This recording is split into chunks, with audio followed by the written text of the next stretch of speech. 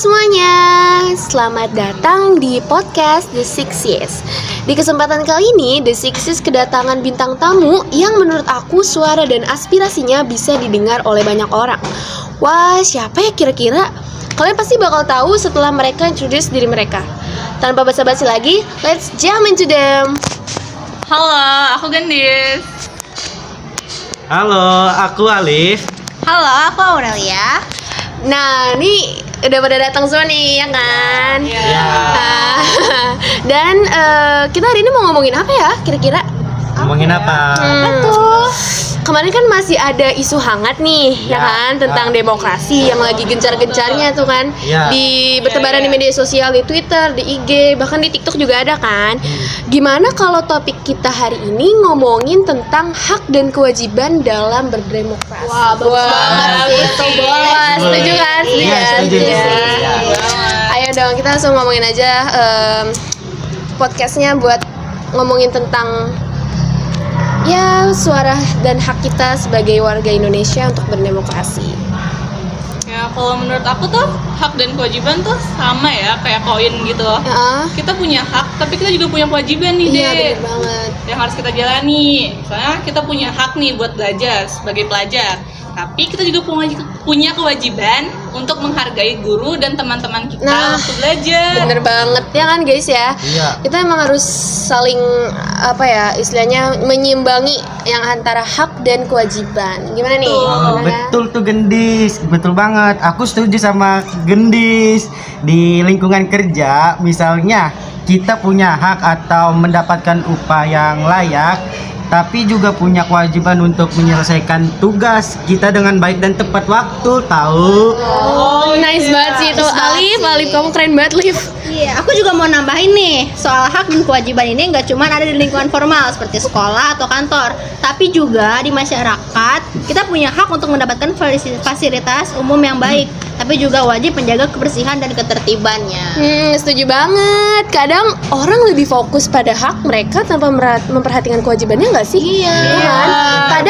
Padahal nih ya, ketika kita menjalankan kewajiban dengan baik, hak kita pun otomatis akan terpenuhi gitu loh guys. Betul banget sih. Menurut kalian ada nggak contoh konkret dari pengalaman kalian soal ini? Kalau dari pengalaman aku pribadi, kan aku kan ikut organisasi nih ya. Ya. Nah, di organisasi itu aku punya hak dong untuk menyuarakan pendapat aku, dan pendapat aku tuh harus didengar sama mereka. Aku punya hak tuh buat itu. Iya. Nah, tapi aku juga punya kewajiban untuk terlibat aktif di organisasi itu.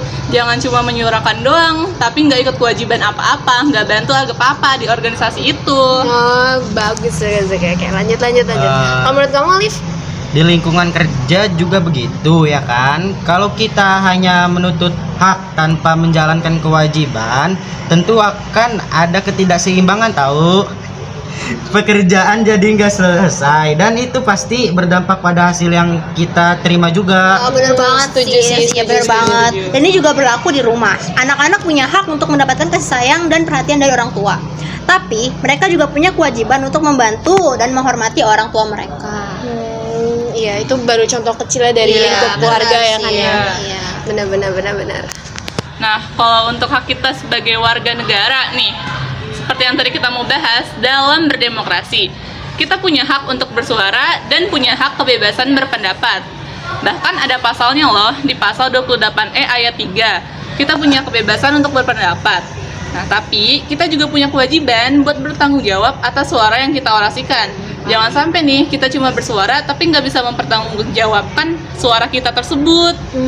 Betul banget Gendis. Selain hak bersuara, kita juga punya hak buat memilih. Nah, makanya wajib nih kita menggunakan hak kita sebagai warga negara untuk berpartisipasi pada pemilihan yang diselenggarakan oleh negara.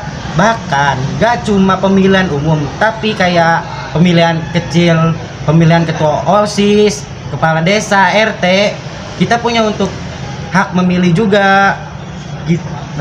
Kewajiban untuk memastikan pemilihan itu berlangsung dengan jujur dan adil, nggak golput lah. Oh iya. Betul. Oh iya, satu lagi nih. Kita juga punya hak kebebasan berekspresi di media. Contoh nyatanya kita sekarang, kita punya hak untuk kebebasan berekspresi di media sosial, baik itu sosial maupun media langsung. Jangan takut untuk berekspresi. Yang terpenting adalah kita bisa bertanggung jawab apa yang sudah kita suarakan itu. Nah, Betul banget Aurel, kita jangan cuma menuntut hak, tapi merupakan kewajiban kita ya guys. Antara hak dan kewajiban harus seimbang. Laksanakan dulu kewajiban, baru menuntut hak. wah, sumpah ya. Aku nggak tahu kalau semisal kita tuh bisa ngomongin tentang demokrasi di podcast terbuka kayak gini nih, bener-bener epic banget, diskusi yang menarik banget. Jadi kuncinya pada keseimbangan antara hak dan kewajiban ya. Kalau kita semua menjalankan kewajiban dengan baik, pasti hak kita juga terpenuhi secara alamiah, nggak sih guys? Iya banget dong. Oke, terima kasih buat bintang tamu untuk Gendis, Alif, sama Aurel yang udah berkesempatan untuk hadir ke dalam podcast The Six Years. Saya sebagai host di sini, Dea Stianingrum. Terima kasih untuk semuanya atas perhatian dan untuk podcast yang menarik hari ini. Semoga pendengar yang mendengar podcast kali ini bisa mengambil pelajaran penting tentang hak dan kewajiban dari diskusi ini. Dan ya, sampai jumpa di episode selanjutnya. Bye.